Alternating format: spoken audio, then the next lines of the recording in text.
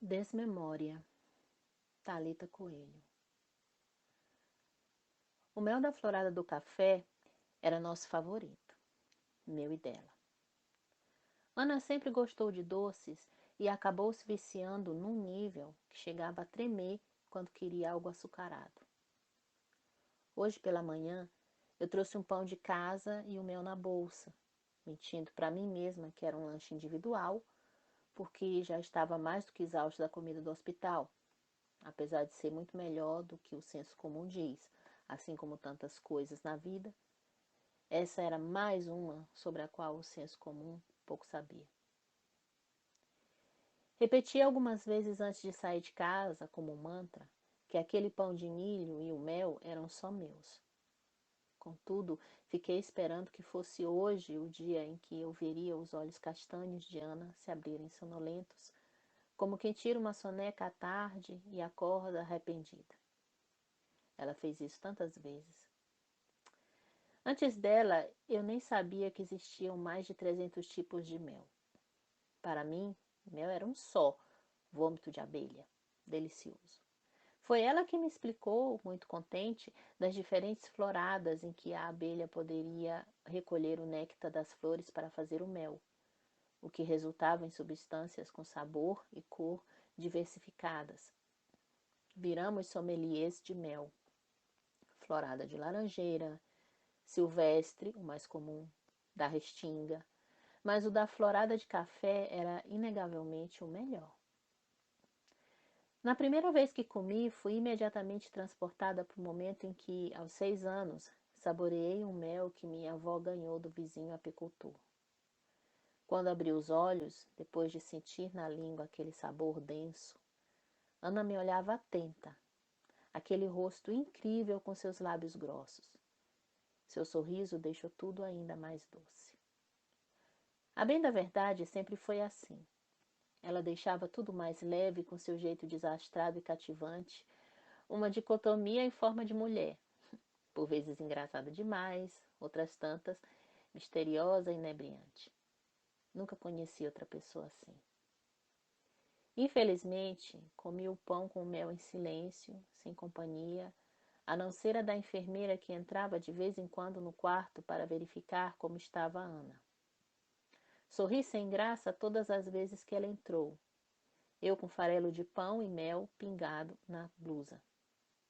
Nunca soube comer sem me sujar. E Ana sempre ria muito disso.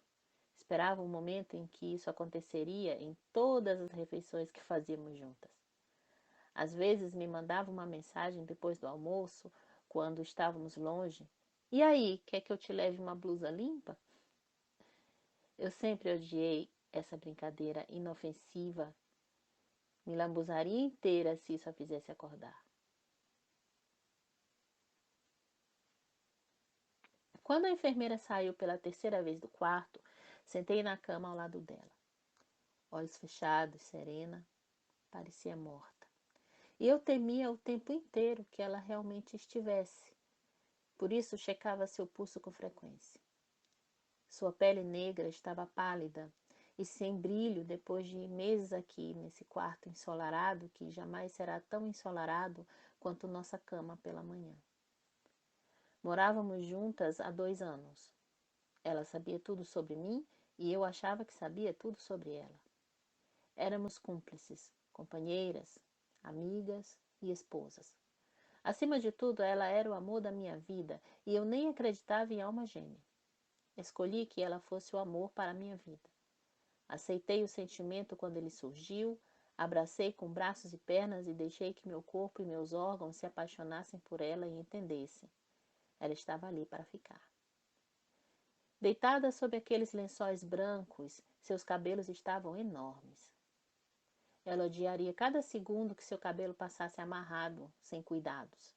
Ela que dedicava tanto tempo às madeixas, usando cremes, arrumando o crespo que tanto tinha demorado para conquistar depois do Big Shop. Eu queria poder arrumar cada fio do cabelo dela. Queria arrumar tudo e não podia. Nada daquilo fazia sentido. Os médicos não entendiam como ela estava naquele estado. Uma mulher forte, saudável, 30 anos, sem qualquer doença. Ela simplesmente entrou em coma e assim está há 5 meses. Seu estado é estável, não corre riscos. Mas nada indica que ela vá voltar. E ninguém sabe o porquê. A não ser eu. Eu sei o motivo. Ana entrou em coma por minha causa. 2. Meu nome é Vitória, mas eu sempre preferi Vic, ainda que este C só seja pronunciado no apelido. Sou uma mulher comum, apesar de fugir de algumas normas e padrões esperados pela sociedade. Por exemplo, eu sou lésbica e, ainda que isso tenha me levado a situações desagradáveis no dia a dia, nem de longe é o que faz de mim uma pessoa realmente diferente. A primeira memória que carrego comigo é uma cena em que golpeio minha barriga de grávida comigo mesma dentro. As lembranças que tenho na minha mente são de minha mãe, ainda que também me pertençam. Minha mãe e eu somos iguais, ou éramos. Ela morreu logo após o parto, já debilitada demais para sobreviver. Durante a gravidez, desde o momento em que passei a possuir um sistema nervoso e deixei de ser um amontoado de células, suguei sua vida quase que literalmente. Ela tentou pôr um fim à gestação, mas já era muito tarde. Eu a impedia sempre que a ideia ameaçava se tornar realidade. A primeira frase que ela proferiu quando eu nasci, logo após o parto, foi uma súplica para que eu não roubasse sua vida. Esse poder, porém, eu não tinha.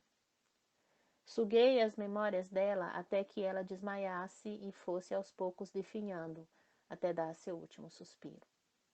Absorvi sua última memória, a do meu nascimento. Minhas memórias e as de minha mãe se confundem constantemente. Não sei direito onde eu começo e onde ela termina. Com certeza ela é a pessoa que mais tenho dentro de mim, a que mais absorvi. Foram 9 meses de convívio direto, físico. Eu estava dentro dela.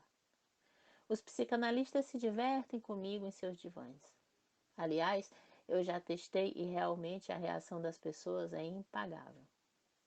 Uma pena que tive que absorver a memória de todos os terapeutas que frequentei quando já não aguentava mais guardar minha existência para mim mesma. Desde que me conheço por gente, sou assim, e por muito tempo achei que outras pessoas também fossem.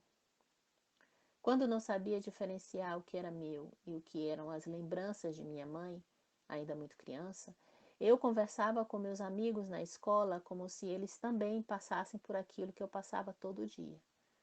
Mas não eram eles que estavam na sala de aula, observando atentamente a professora Olívia ensinar a contar palitinhos e do nada a faziam perder a cor, cambalear e se sentar na cadeira, branca como o giz no quadro.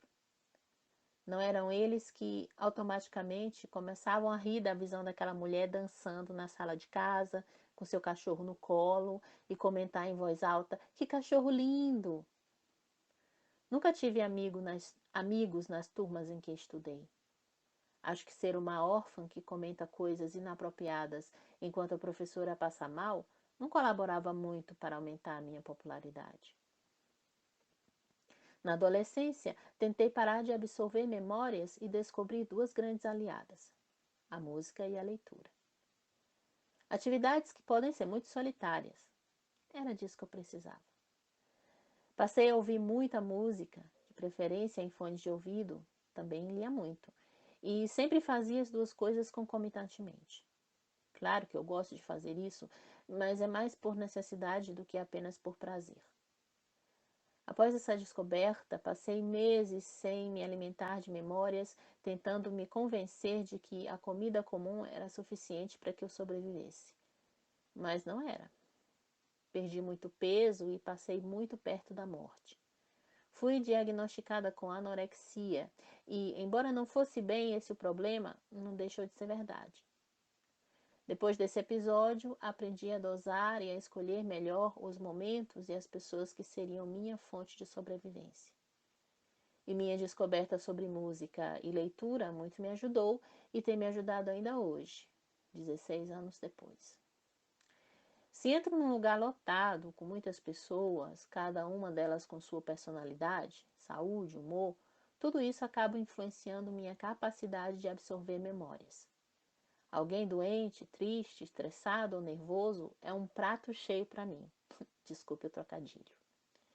Qualquer tipo de vulnerabilidade facilita a absorção. Quando entro num ambiente desses, é difícil não sugar a memória das pessoas mais fracas. Acaba acontecendo muito rápido, quase sem que eu perceba.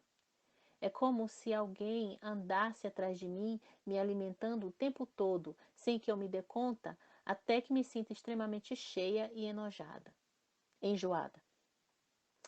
Ainda não compreendi como tenho sobrevivido a estes 5 meses no hospital. Quase nunca tiro meus fones, a não ser quando estou em ambientes mais vazios ou quando eu propositalmente vou me alimentar.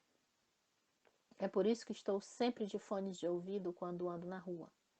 Em lugares muito cheios, ouço música e leio, para garantir que minha atenção fique totalmente voltada a coisas que não tenho memórias. Às vezes posso parecer mal educada por isso. Quando as pessoas me pedem informações, eu aponto para os fones e sigo em frente. Quando a garçonete me pergunta o que quero comer, eu respondo, provavelmente grito por conta dos fones, e ela se afasta revirando os olhos. Não pense que eu não me sinto mal.